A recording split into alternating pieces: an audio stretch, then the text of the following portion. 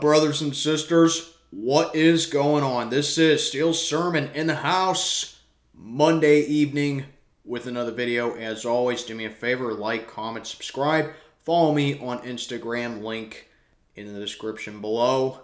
So in this video, I'm talking about the Pirates again, as it was not a good week.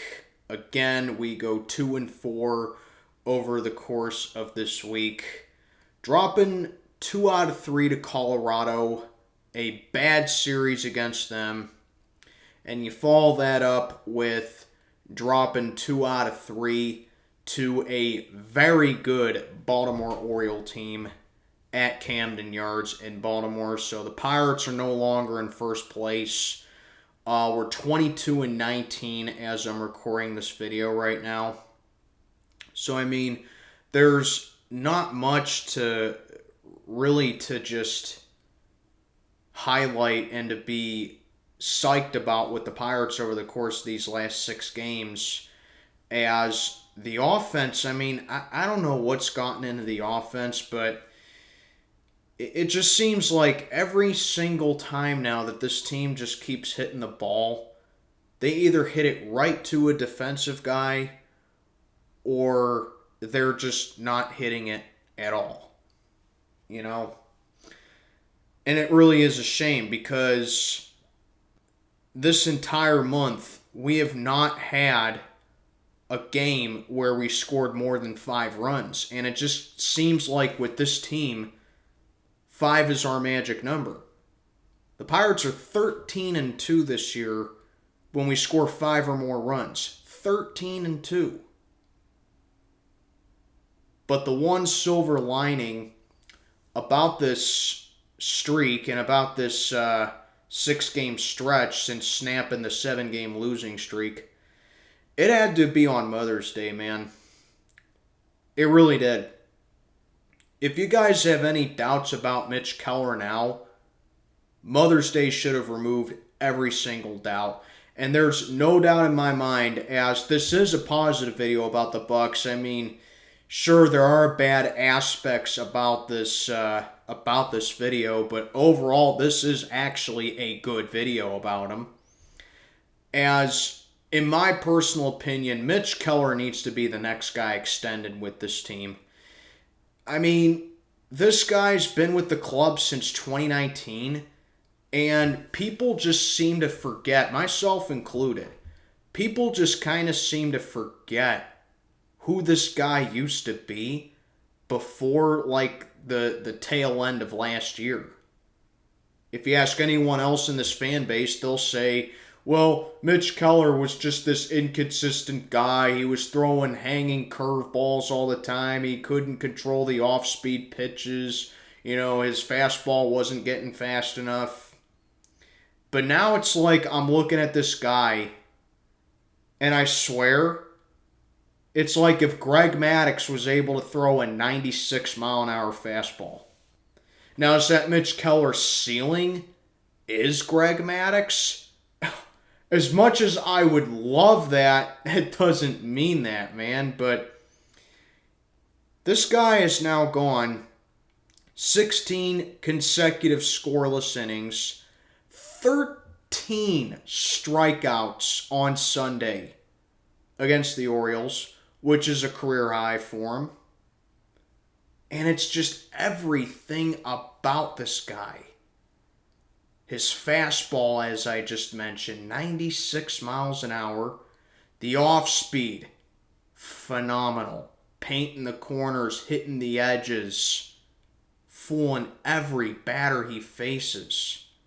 His command is a million times better than what it was over the course of the past couple of seasons. He has great poise. That's improved now. And he just seems way more relaxed, man. He really does. He doesn't look nervous up on the mound anymore. I see a young guy who's confident, knows that he can work out of a jam if he gets into one.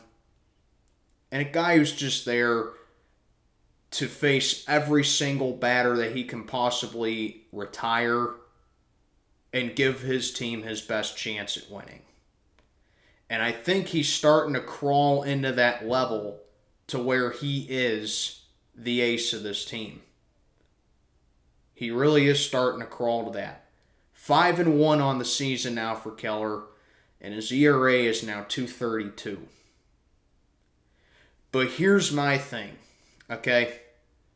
While it is my opinion that he needs to be the next guy to be extended with the Pirates need to know two things with Mitch Keller.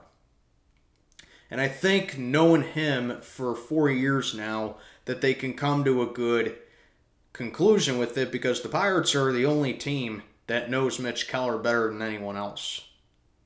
Number one, they got to know how they got to know that this guy has now raised his floor more than his ceiling, if that makes any sense. Because, like I said, we know what Mitch Keller used to be. To me, that's his floor, just being inconsistent. And if he can continue to raise that floor, then people are going to start comparing him to the likes of Clayton Kershaw and Max Scherzer and Adam Wainwright and Justin Verlander and old-time bucko Garrett Cole, because they know if his floor is that, then he is just as good as any other pitcher in this league or has been in this league. And that's something that the front office needs to know right now. So you can sign this guy to a deal, and you can avoid arbitration. You can avoid one of the bigger market teams that are going to need him for a deep playoff run, like the Yankees or the Mets or the Dodgers or the Red Sox, you name it, because those guys are just going to come at Mitch Keller and go like, hey, I've seen what you've been doing in Pittsburgh for the past half year now, or the past, the past 9 months now with Pittsburgh, and I think that you've really elevated your game up. How about we offer you $40 million over 7 years, and you can come play with us, and we'll win you a World Series title. The Pirates can't do that. They can't offer Keller $40 million a year, which is why we need to really be careful with an extension like this, and that's why we're able to get Brian Reynolds for what he was a couple weeks ago.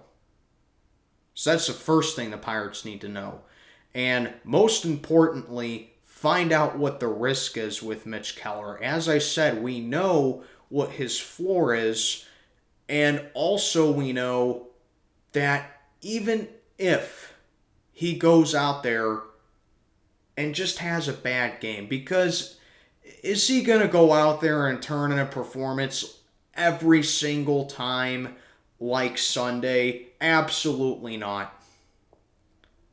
But if you can know the risk that the very worst that can happen with this guy is that he just has a bad start, or just he goes out there, has a great game, but as usual, the offense can't do anything or doesn't do a whole lot for him, because that's the main reason that Mitch Keller has all the losses lately, on his record. This guy should have a way better record since the second half of last year than it indicates. He was pitching amazing, adding, improving on his sweeper, which, by the way, everyone's been wondering, what's a sweeper? Is that a new pitch that they've been inventing? No, it's not a brand new pitch at all. It's just renaming the old-time swerve. It's called a sweeper now. He added that to his arsenal, and that's what's making this guy unhittable. He's looking like he's looking like the most unhittable pitcher in the league right now. So really, in a nutshell, that's what you got to figure out with Mitch Keller. You got to understand that this guy's floor is now the old version of himself. You can sign him, you can extend him to a deal where you're not going to treat him like he's basically a free agent, and you know what the big time risk is if you give him a contract that's exorbitant, or you find out other teams are jawing for him. But Mitch Keller, wow. Just absolutely incredible. What a job he's done this season. And I can't wait to see more. We can be sitting down here talking about, Mitch Keller could be the starting pitcher for the All-Star game. That's how great that he's been. Like, I'm not even exaggerating. This guy most likely could be the starting pitcher for the All-Star game right now. He's in that conversation. Because, like, if you ask anyone outside of this fan base, about Mitch Keller, or no, you're like, so what do you think about Mitch Keller? It could be a fan of any team. It'd be like, oh, well, I know he's had some rough years in Pittsburgh, but, just what it is. And then you tell him the stat line that he has and what he's been doing this year, and they're like, really, that guy's your ace now, huh? That's the jump that Mitch Keller has made. And he's the real money Mitch in this city, man. So Mitch Keller, I can't wait to see this guy continue to just improve. And, it's not like this guy's super young or anything. The guy's my age. He's 27 years old. So he's been in the league for a while now. And he's just now coming on the map. It's incredible. It really is. But anyway, let me know what you think down in the comments below about Mitch Keller. Is he the next in line to be extended with the Bucks? Or do we think that he's either going to go or he walks away with an extension sometime in the upcoming future? Let me know what you think down below. This is Steel Sermon checking on out for the night. May God be with you all.